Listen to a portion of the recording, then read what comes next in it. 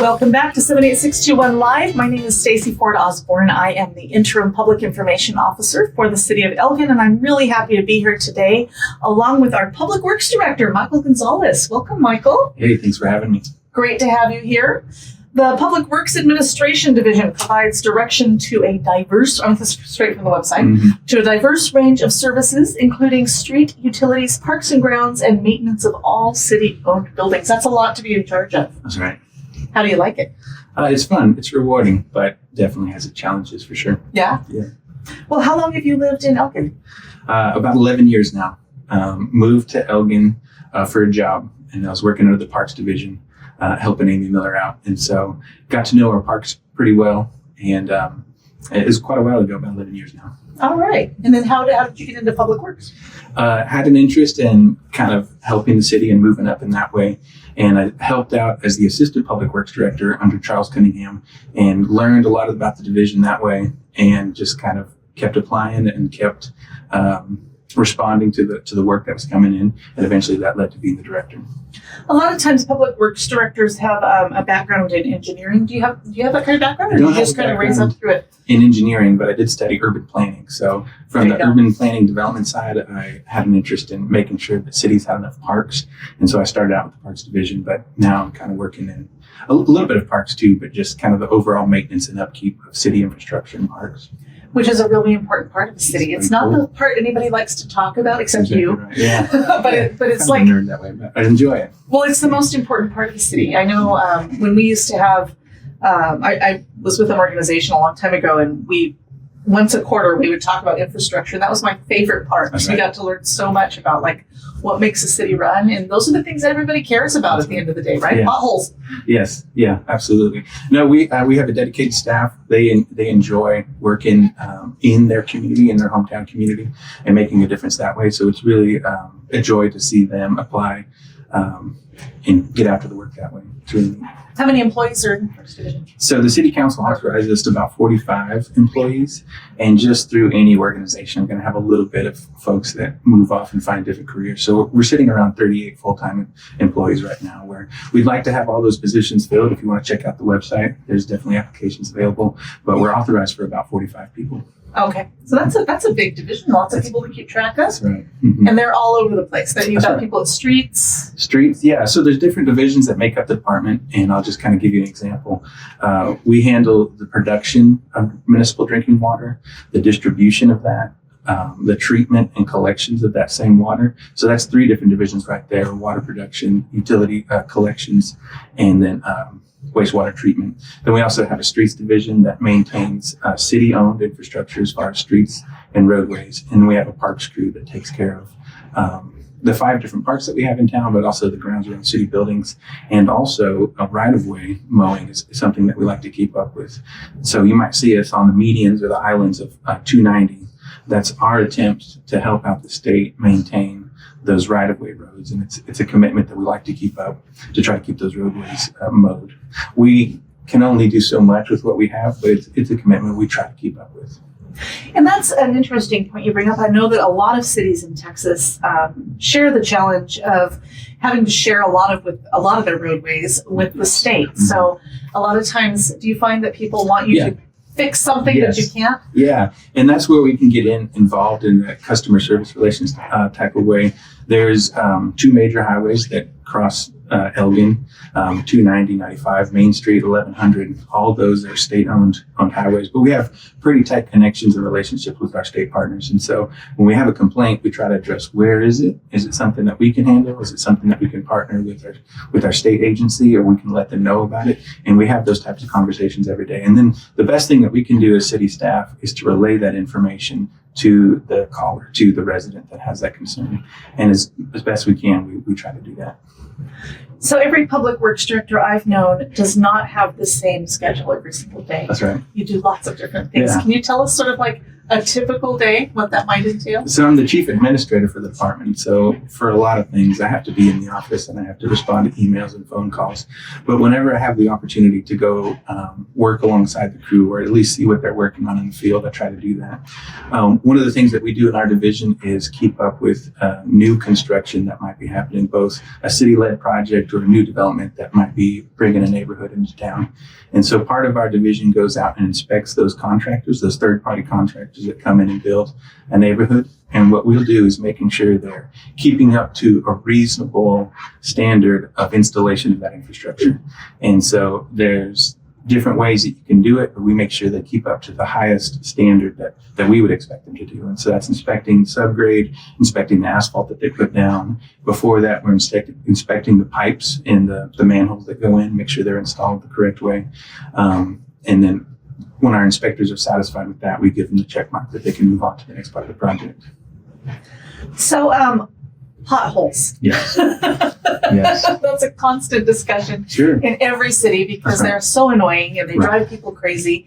And can you explain why you can't just go out and fix a pothole the minute somebody finds it? Yeah. Well, our objective as the public works crew, if you're listening to this podcast and you're walking home or you're looking out your kitchen window at the roadway in front of your house, and you might say to yourself, that roadway could be better. And I think in a lot of ways the staff might agree with you. We think it could be better too. Our objective at the Public Works Department is to leverage the best possible outcome with the resources that are provided. And it goes for everybody that lives in the community. What's a reasonable amount of tax that you would pay to have all your services brought to you, but a portion of that's going to be roadway, a portion of that's going to be what you pay in your utility bill. So we try our best, and it's our objective to leverage as much as we can to get you the best product. Year over year in the past, the council has made a commitment to providing an overlay project. And as much money as that is, in reality, it ends up being around 5 to 6 complete city blocks that we can overlay with an asphalt overlay. We would love to do more as a staff, but what's a reasonable amount that we can provide to you? So we go through and categorize the streets. We try to make commitments in each ward, and then we disperse those funds through third-party contractor to overlay those. And when we go out to the marketplace, we make sure that we find a contractor that's reasonable. And so we send out the RFQ for qualifications, and we get those back, select a contractor. Typically, year over year, that ends up being about 5 to 6 city streets. Outside of that, what the crews can do in-house is smaller projects, utility cuts, pothole patching.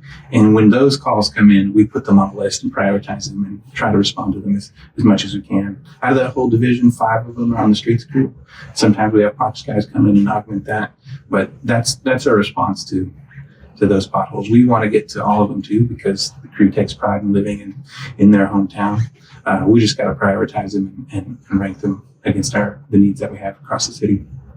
How much does it cost on average to do an overlay on 5 city blocks? Yeah, so $500,000 was put forth by the council. That was their objective, is to see how many streets we can get done with that. And it ends up being about 5 to 6 city blocks. And recently we've had success in the older parts of town, wards 3 and 4, wards 1, where we address some of those outstanding streets that have been needing an overlay for quite a few years.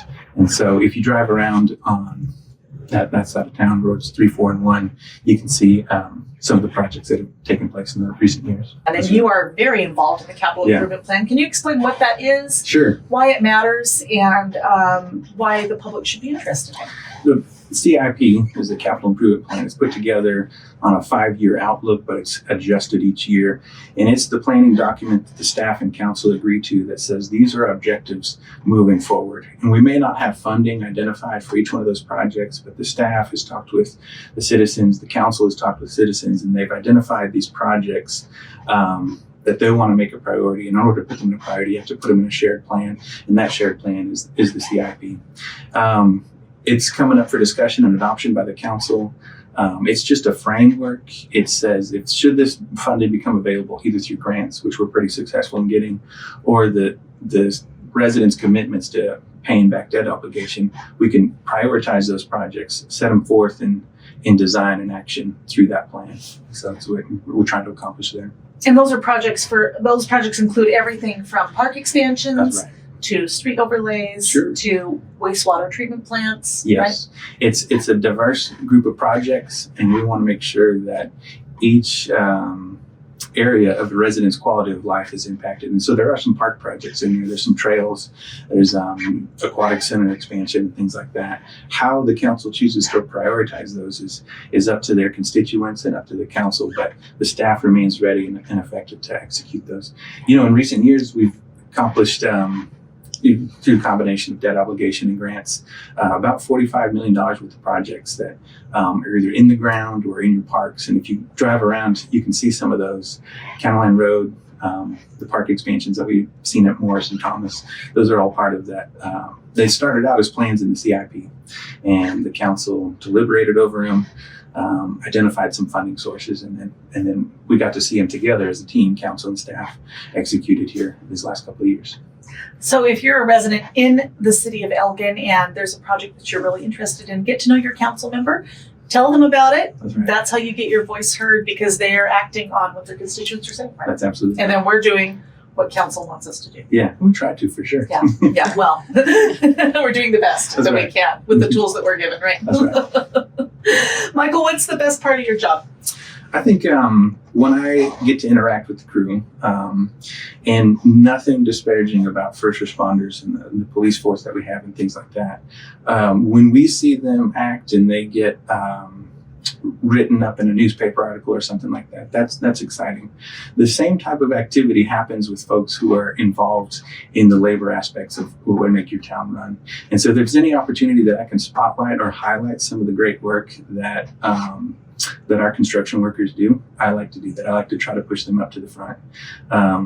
They're essential when natural disasters happen. They're essential when we come across some of those things that happen to every town.